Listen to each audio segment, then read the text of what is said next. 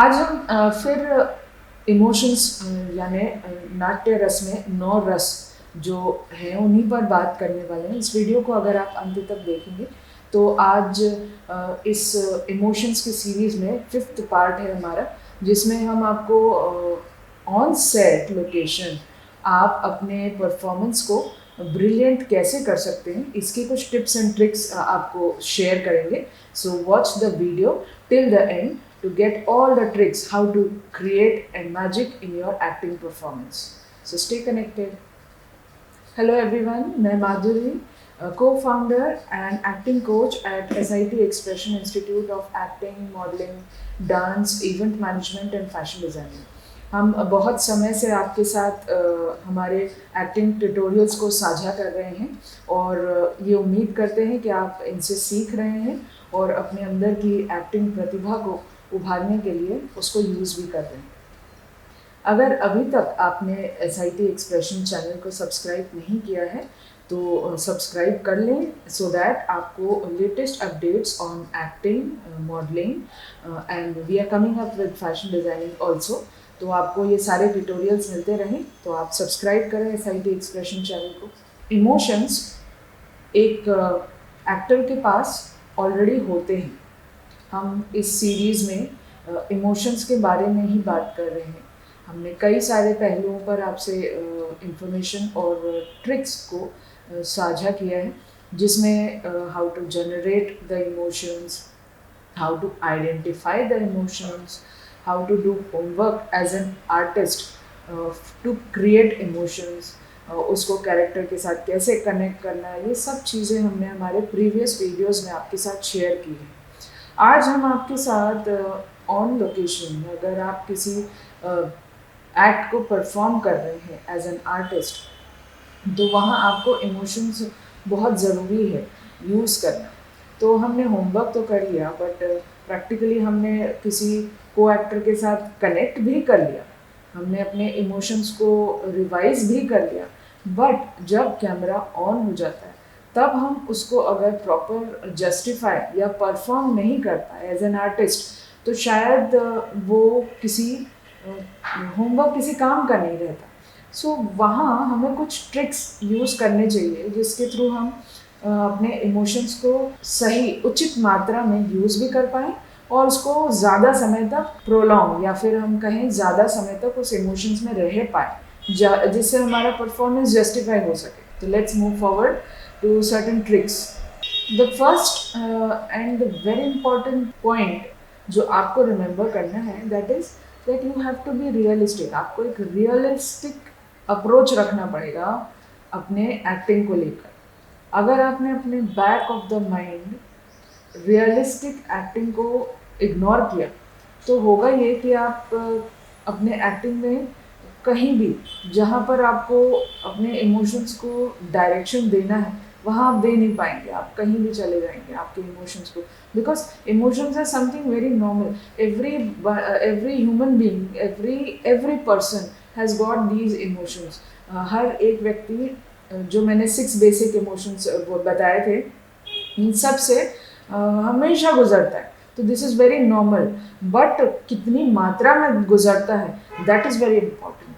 कि अगर किसी व्यक्ति को, कोई व्यक्ति अगर हमेशा खुश रहने वाला है, तो उसको अगर आपका basic nature as an artist या एज अ पर्सन आपका बेसिक नेचर ऐसा है कि आप हमेशा खुश रहते हैं, तो आपके लिए शायद ये एंग्री इमोशन लेकर आना मुश्किल हो सकता है या फिर सैड इमोशन लेकर आना मुश्किल हो सकता है। बट ऐसा नहीं है कि आप कभी सैड ही नहीं हुए या कभी आप एंग्री नहीं हुए, you are gone through all these emotions. तो ऐसा कोई व्यक्ति को हो सकता है सहज हो और कोई व्यक्ति को हो सकता है थोड़ा सा एफर्ट्स डालना पड़े। अब ये कहाँ डिफ्रेंशिएट होता है? This differentiates with the mind set. अगर फॉर एग्जाम्पल, मैं अपना एग्जाम्पल, अगर आपकी सोच ऐसी है कि आप खुश रहने वाले हैं, तो आप किसी भी सिचुएशन में अपने माइंड सेट को वैसे ही ढाल लेते हैं कि I am comfortable at it, okay that's fine. ये आपका एटीट्यूड आ जाता है, ये आपका माइंडसेट आ जाता है। बट हो सकता है अगर आपके कैरेक्टर का एटीट्यूड और माइंडसेट ऐसा नहीं है, तो आपको वो जस्टिफाई करना पड़ेगा। तो कभी ना कभी तो ऐसा होता है कि आपको गुस्सा आया होगा, कभी ना कभी तो ऐसा होता है कि आप सैड हुए होंगे। तो अगर हम ले लें कि आप 90% you are a happy person but 10% बाकी इमोशंस भी है, तो बी रियलिस्टिक। आपके उन्हीं इमोशंस को आपको लेकर थोड़ा सा एक्सपैंड करना है अपने आप को। समझना है कि मैं खुद अगर एंग्री हूँ तो मैं कैसे रिएक्ट करता हूँ। You can not copy anybody else. अगर आप कॉपी करने की कोशिश करेंगे तो शायद आप लगेगा कि कोई मिमिक्री कर रहा है ना। What is the difference between an acting and mimicry? क्योंकि मैं किसी और को कॉपी कर रहा हूँ, तो किसी और को कॉपी करने में मैं अपनी रियलिस्टिक सोच है या जो रियलिस्टिक मेरा बॉडी लैंग्वेज है उसको मैं कहीं ना कहीं डिस्टर्ब कर रहा हूँ। वहाँ आपकी एक्टिंग ओवर एक्टिंग हो जाएगी, या फिर हो सकता है वो रियलिस्टिक नहीं लगेगी। To continue with the realistic acting आपको एक चीज़ ध्यान रखनी है कि सेल्फ स्टडी बहुत इम्पॉर्टेंट है। आपके खुद के प्लस पॉइंट्स और आपके खुद के माइनस पॉइंट्स आपको पता होने चाहिए। There is nothing plus and minus for primarily an actor has got all emotions. It is that वो कोई इमोशन को ज़्यादा यूज़ करता है, कोई इमोशन को कम यूज़ करता है, बट यूज़ तो सारे इमोशंस करता है। तो आपको यही समझना है कि मेरे बॉडी माइंड का जो कोऑर्डिनेशन है एज एन एक्टर, वो कौन से इमोशन में अच्छा है और कौन से इमोशन में मुझे कुछ एफर्ट्स डालने पड़ेंगे। तो जिस इमोशन में वो आपका अच्छा है वहाँ वो सीन आपका बहुत कंफर्टेबल हो जाता है। For example you are happy, तो आपका हैप्पी सीन बहुत अच्छे से कंफर्टेबली हो जाएगा। आपको उसमें ज़्यादा रिवाइज करने की, ज़्यादा बॉडी लैंग्वेज करने की, ज़्यादा एक्सप्रेशंस की, ज़्यादा डायलॉग प्रैक्टिस की ज़रूरत ही नहीं होगी, क्योंकि वो आपके लिए सहज है। बट ऐसा ज़रूरी नहीं है कि आप every time you will be doing happy emotion scene.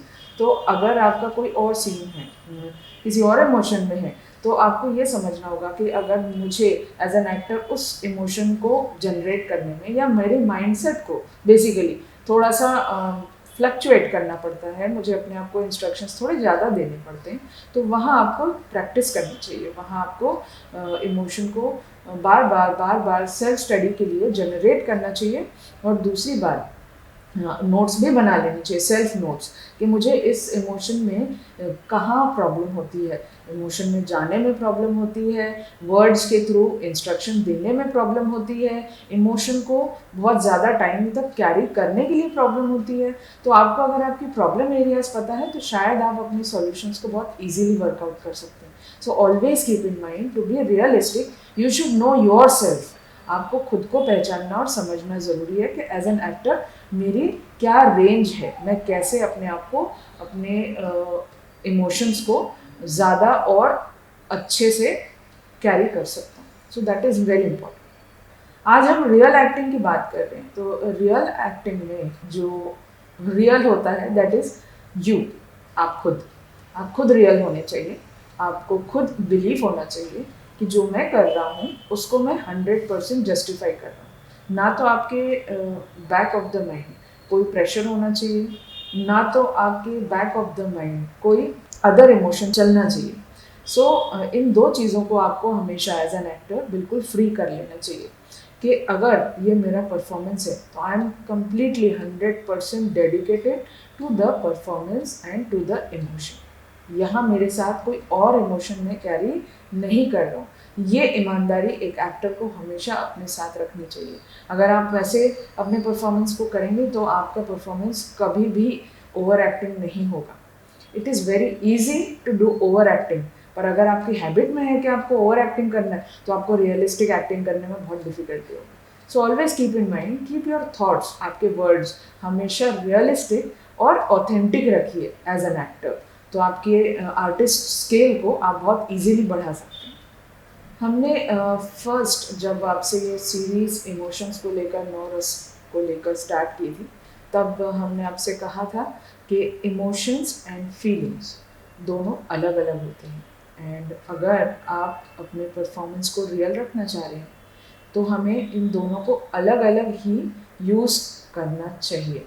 Emotions आपके खुद के होते हैं, जो आप खुद जनरेट कर रहे हैं आपकी खुद की बॉडी में, with the help of your own mind and with your own body.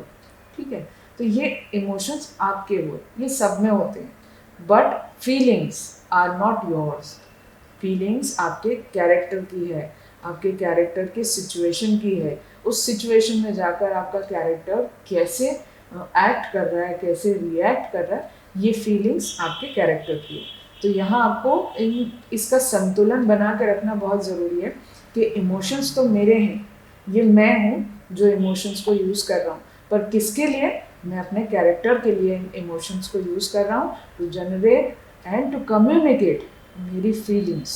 किसकी? कैरेक्टर की फीलिंग्स को ऑडियंस तक पहुंचाने का काम एक आर्टिस्ट का होता है, जो उसे पूरी ईमानदारी के साथ करना होता है, जिसके लिए वो अपने खुद के इमोशनल स्किल्स को यूज़ करता है। यही एक डेफिनेशन होता है रियल एक्टिंग का। अगर आप इसको अच्छे होमवर्क के साथ और अच्छे प्रैक्टिस के साथ करेंगे तो हमेशा आपकी एक्टिंग रियल होगी। कल के वीडियो में हम आपके साथ नेक्स्ट पॉइंट जो आपको कंसिडर करना चाहिए as an actor to be 100% with your emotion in your performance, तो उसके बारे में हम कल बात करेंगे। So stay connected and subscribe the SIT Expression channel to get more tutorials on acting. आज की हमारी एक्टिंग टिप आपसे ये कहती है कि जैसे इमोशंस और फीलिंग्स दोनों अलग हैं, इमोशंस आपके हैं और फीलिंग्स आपके कैरेक्टर की है, तो इसका बैलेंस अगर हमें यूज़ करना है तो आपको जो भी आपका शॉट है, जो भी आपका कैरेक्टर है, उस जगह पर उस फीलिंग्स को कहाँ तक लेकर जा रहा है, ये आप हमेशा मॉनिटर करिए कि आप उस फीलिंग के बाहर तो नहीं जा रहे हैं। आपके इमोशंस को आप बहुत ज़्यादा भावनाओं में बहकर ज़्यादा तो नहीं यूज़ कर रहे हैं। और कहाँ यूज़ करेंगे आप ज़्यादा यूज़ करेंगे अपने इमोशंस को बॉडी लैंग्वेज में, आप ज़्यादा यूज़ करेंगे एक्सप्रेशंस में, या आप ज़्यादा यूज़ करेंगे in stress and stretch of your dialogue. ये 3 जगह आप हमेशा चेक कर लीजिए कि जो फीलिंग्स ऑफ कैरेक्टर है ये आपने जस्टिफाई किया या नहीं किया।